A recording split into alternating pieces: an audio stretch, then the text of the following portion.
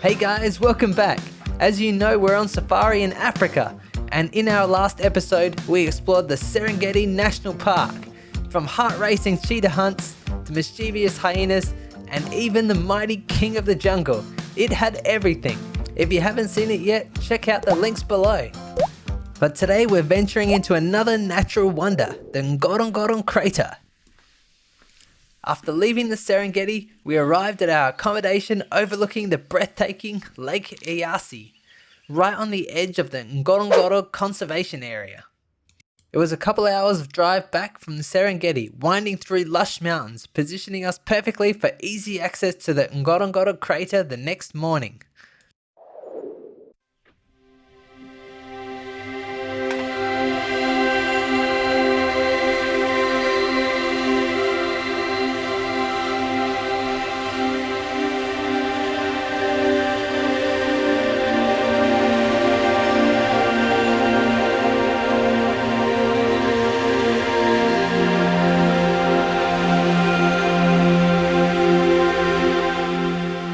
Early the next morning, we set off through the stunning highlands. Along the way, we passed through rural villages where children walk miles to school, some nearly 15 kilometers. People hitching rides by clinging onto the sides of cars and trucks.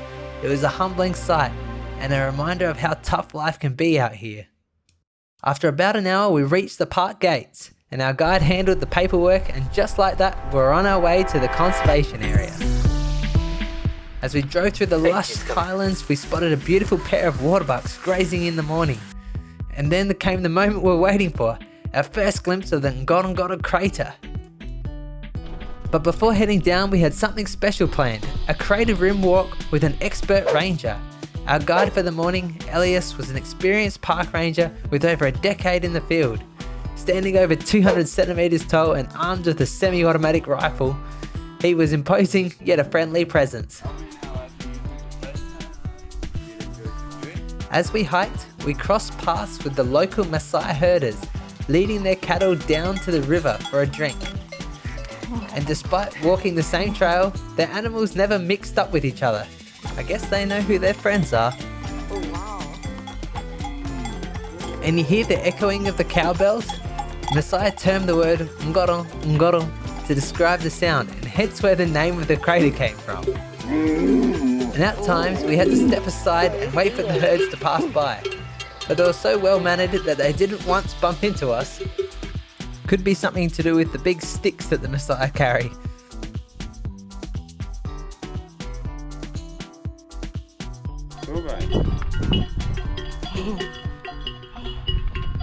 Root of this plant, they use it as a local medicine for the malaria disease. Oh wow.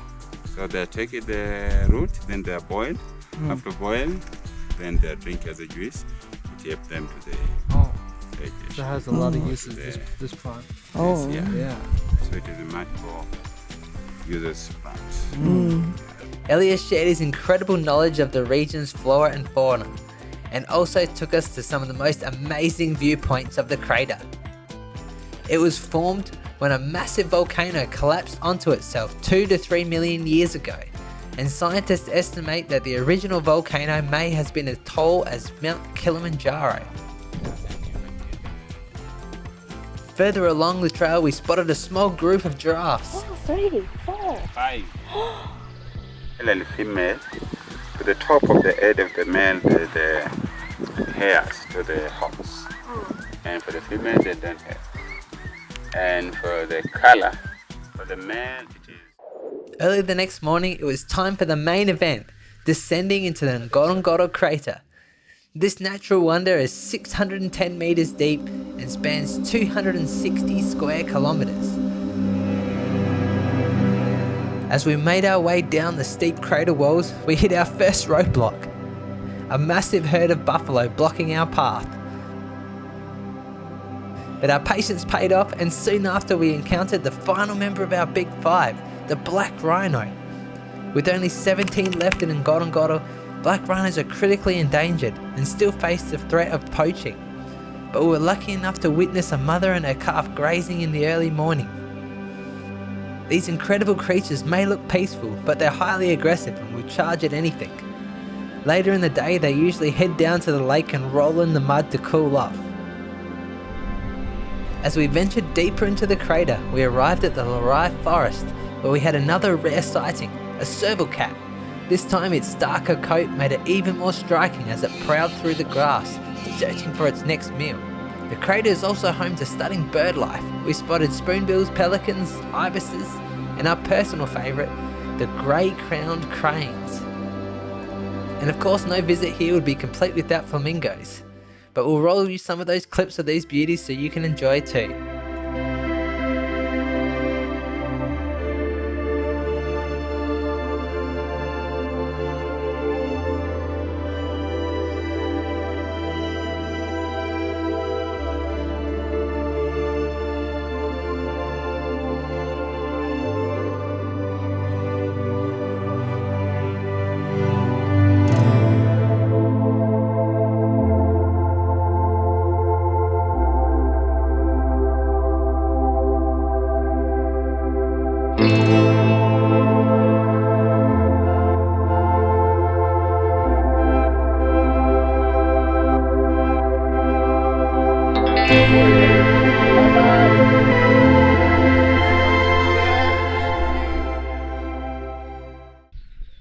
After an extensive game drive, we stopped off at a local hippo pool to set up for lunch.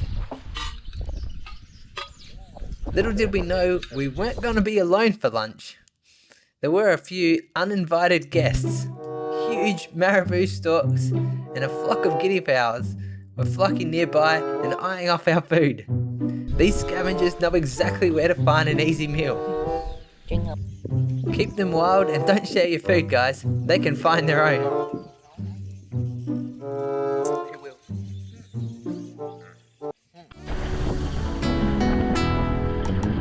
As our time in the crater came to an end, we began the steep descent back up its towering walls. The landscape transforming once again from the open grasslands of the crater floor to the dense forests clinging to the slopes. With each turn we got one last view of the incredible crater, which will be one that we surely miss. Back at our hotel in Karatu, it was time for another amazing dinner. One thing we were worried about here was the food in Africa, but it's actually one of the things we missed the most about the trip. Every meal was fantastic.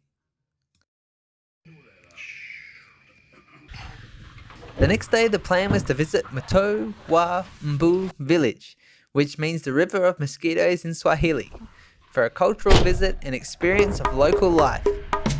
Before heading into the village, we took a guided Rift Valley walk with a botanist, cultural guide from Waya, Africa, and still single by the way, and his colleague, a family man and guide from the Chaga tribe. Throughout the trek, they shared fascinating insights into the region's keystone plant species, including towering fig trees and their unique symbiotic relationship with wasps. It was great to get out of the vehicle for a change and use our own legs, and it offered a peaceful contrast to the wildlife safaris we'd been on. We did manage to spot these forest crabs though scuttling among the undergrowth, which is a bit of a surprising sight in this environment. The Mosquito River Village also has another name, the Banana Village, known for its 16 different varieties of bananas, including the famous red banana. It was really fascinating to learn all about the staple crops here. I don't know about you guys, but I never knew there were so many different varieties of banana. And another interesting fact is they're actually flowering plants and not trees. And after the fruit of the stem dies, it is then cut back and the offshoots allowed to grow using the cut stem for energy to grow itself. You can see from the cut back offshoot how much water it holds. And that's why in times of drought, elephants can make their way into the plantations and chew on them just for a quick drink. The bark can also be used for fencing, even paper, and the leaves can be used for roofing and house building. We then met the people of the Makonde tribe, who originate from Mozambique. They fled the civil war and took refuge in Tanzania. They are master woodcarvers, and we watched in awe as they transformed blocks of wood into stunning sculptures.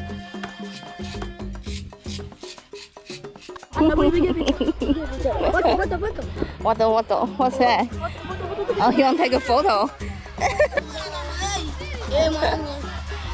Passing a Hello. local primary school, we were greeted by a group of charming and cheeky children, eager to practice their English. Their energy and excitement really made our day. Our guide explained to us the schooling system here in Tanzania and reminisced their own childhood experiences.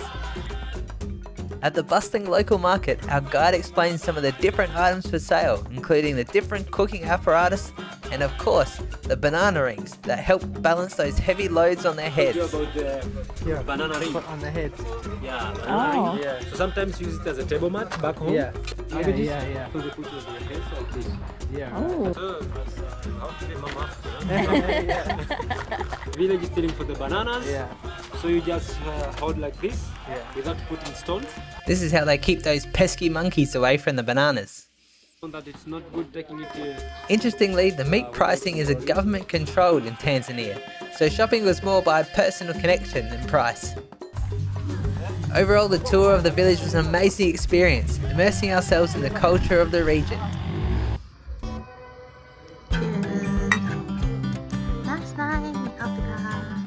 Time to celebrate our last dinner in Africa. Our favourite chef in the Karatu Hotel had prepared one last feast for us to enjoy.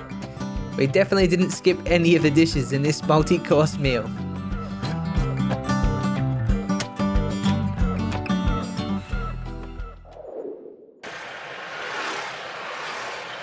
On our final day, we left our hotel in Karatu for our final destination, Lake Manyara National Park. The park covers only about 325 square kilometres and would be our final safari on this trip.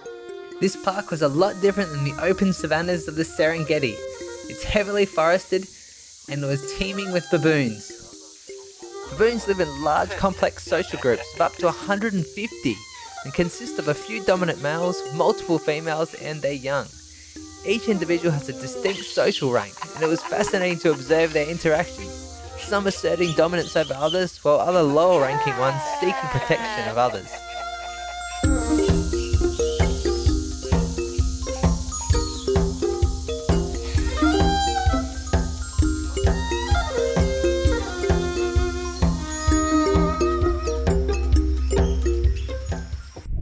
As we ventured deeper into the forest, we caught glimpses of movement through the trees.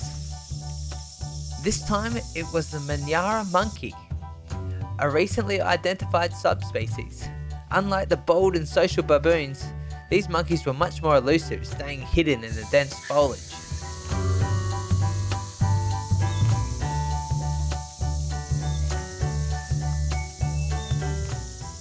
As we continued along, we spotted a Vervet monkey, easily recognisable by his blue male parts. And his striking black face and silvery grey fur. These guys were busy grooming each other, reinforcing their bonds with their tight-knit groups. The babies looked much more interested in getting some more playtime in, but didn't dare stray too far away from mum, with the threat of leopards and baboons around. Quick, don't get left behind. We also spotted a young lion. Lake Manyara is one of the few places in Africa where lions are known for their unique tree climbing behaviour. Manyara's lions often lounge on the thick acacia branches to escape the heat and avoid the pesky insects on the ground.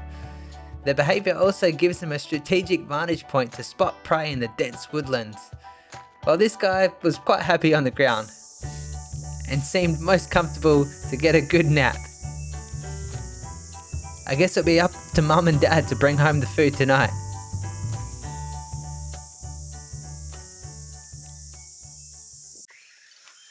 Along the banks of the lake, we witnessed some birds of prey feasting on a dead hippo. The stench was absolutely unbearable, but that didn't deter these palm nut vultures. The lake was also home to large Nile monitor lizards, stealthily patrolling the water's edge in search of an easy meal. Lake Manyara is renowned for its incredible bird life, with over 400 recorded species. Many birdwatching enthusiasts travel here specifically for dedicated bird safaris, where the experts guide and help them spot rare species. Although not avid birdwatchers, this fish eagle sure was impressive.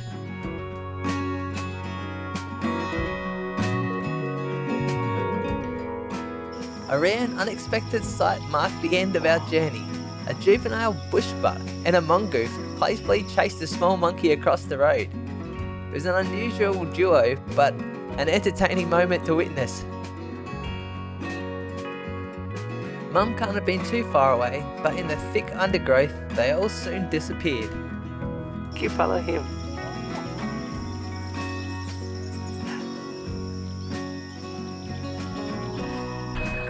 Lake Manyara was a different and much more relaxed experience as we made our way out across the rivers, leaving the park. After seeing so many animals in the Serengeti, it was nice to relax and enjoy the birds and trees. At the main gate, a couple of cheeky baboons made sure to give us one last farewell. Were they just taking shelter for the sun, or just being up to no good? Not quite sure. And with that, our time in Tanzania was coming to an end. As we reflected on our journey, it was definitely the people who made our experience unforgettable. From first, our guide Klaus, who shared his deep knowledge and passion for the land. Oh, and he saved this turtle too.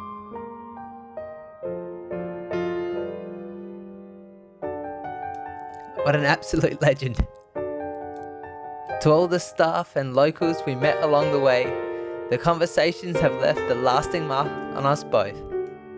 The people were wise, kind, full of warmth, and yet they must quietly endure the unfairness of this world. Every encounter enriched our experience and understanding of life in Tanzania.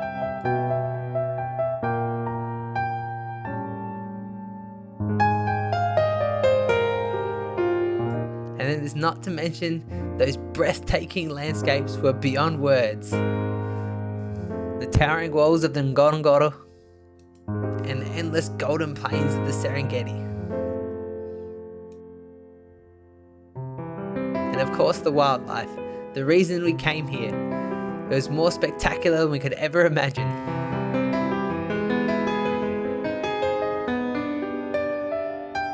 Thank you, Tanzania. We will see you again soon. And thank you all for watching.